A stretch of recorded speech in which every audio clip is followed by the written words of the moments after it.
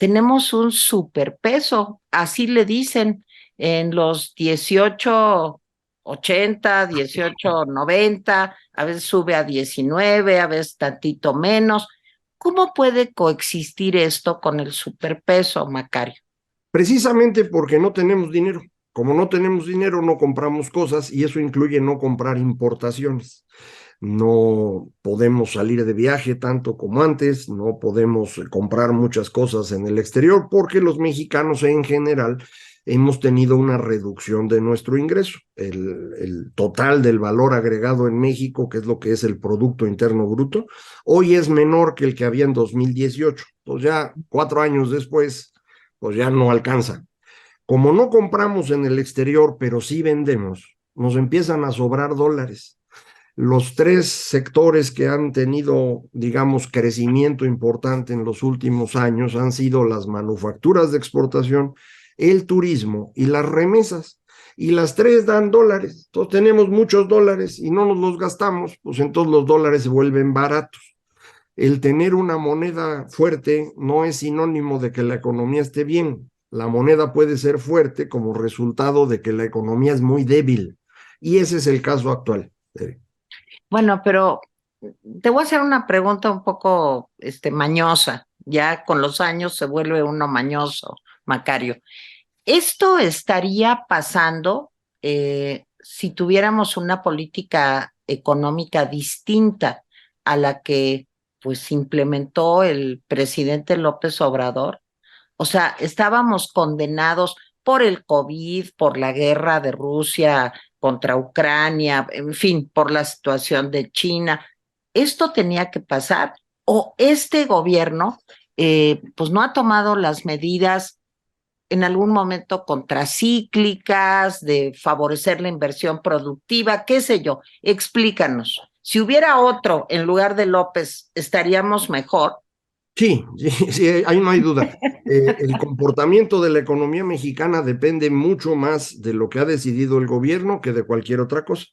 Hay muchas personas que para defender al gobierno, porque les cae bien o la razón que sea, dicen, no, es que fue la pandemia, pero no, si uno revisa todos los países del mundo, más o menos como nosotros, más grandes, del mismo tamaño, uno ve que todos ya recuperaron no solo el tamaño que tenían antes de la pandemia, sino la tendencia que tenían. Si estaban creciendo uno al año, pues ya están creciendo uno al año y ya recuperaron toda la caída.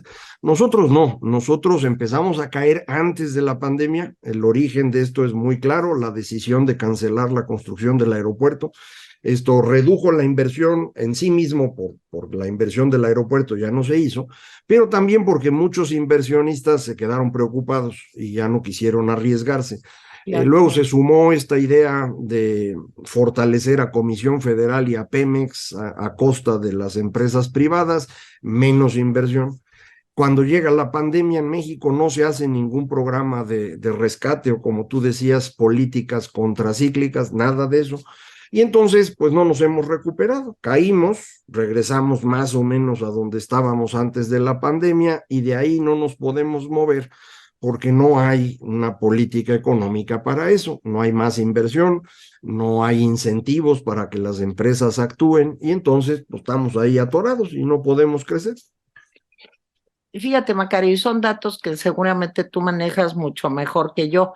Estaba yo revisando eh, como parte del informe, pues hay un dato que me llamó mucho la atención. Nicaragua y Guatemala va a crecer más que nosotros.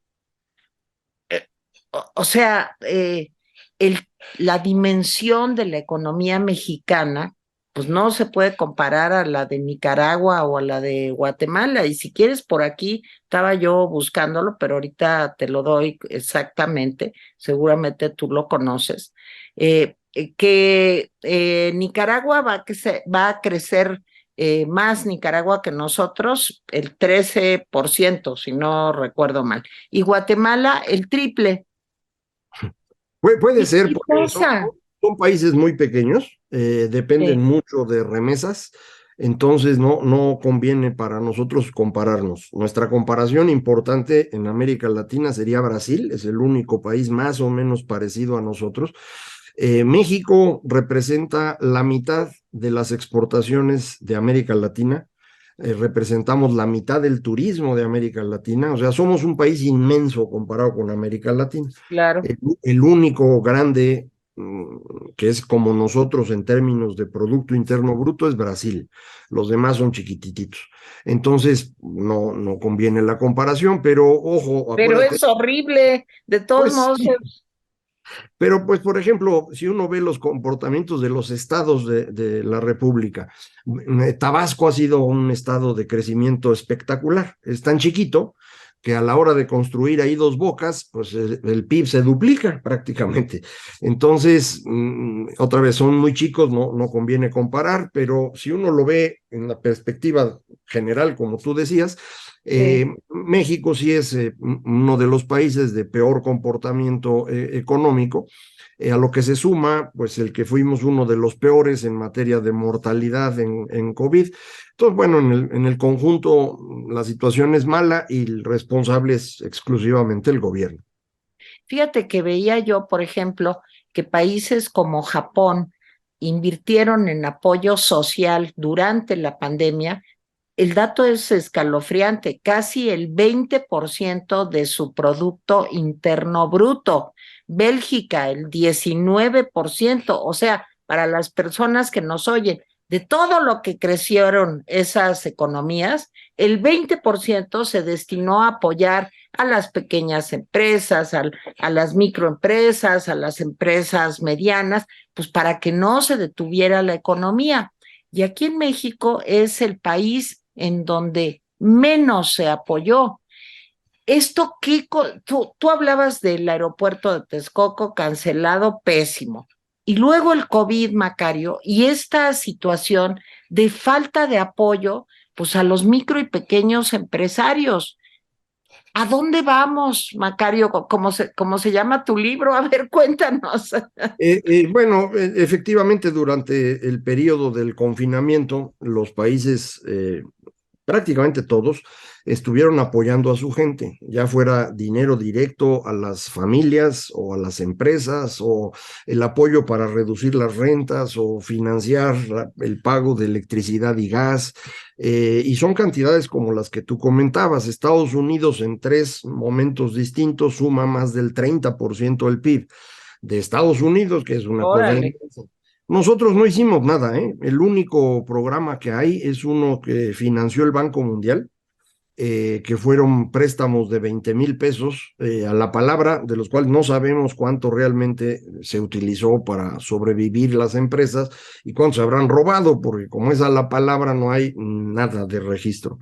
Es lo único que hubo. Hubo una quiebra muy marcada de empresas en México, de todos los niveles, sobre todo las medianas. Ahí es donde se nos fue el golpe más duro. Empresas que tienen entre 6 y 50 trabajadores y entre 51 y 250 trabajadores, cayeron muy fuerte durante la pandemia y no han recuperado la cantidad que había previamente. Empresas más grandes como son pues ya nacionales o globales incluso, sí aguantaron y ya han crecido. Claro. Creció muchísimo el número de empresas de un trabajador, pues que son talleres o plomeros o electricistas y que pues perdieron su chamba y se pusieron a trabajar por su cuenta. Algunos se registran en el Seguro Social y por eso te doy estos datos, y otros pues son informales por completo, ¿no? Pero en el conjunto de lo que ha ocurrido, pues esto ha significado menos capacidad de generar empleo y que los salarios no crezcan tanto.